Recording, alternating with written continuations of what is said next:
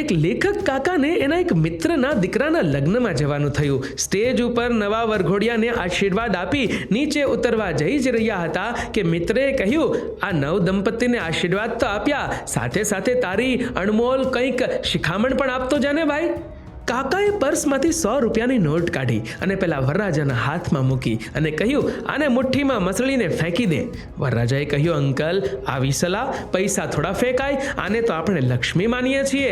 કાકાએ જવાબ આપ્યો, બસ તો દીકરા, જો આ કાગળની લક્ષ્મીનું આટલું માન સન્માન કરે છો તો આજથી તારી સાથે ઊભી ખભેથી ખભો મિલાવીને આખી જિંદગી સાથ આપવા તૈયાર આ ગૃહલક્ષ્મીને કેટલું માન સન્માન આપવું એ હવે તું ખુદ નક્કી કરી લેજે, કારણ કે એ પણ કોઈ મા બાપનું સૌથી અણમોલ રતન છે. અને હા, આ કાગળની લક્ષ્મી કરતા ઘણું ઉપર છે. મિત્રો, કાકાની આ વાત પર તમારું શું કહેવું છે? કમેન્ટ કરજો અને વિડીયો ગમ્યો હોય તો લાઈક કરજો અને શેર પણ.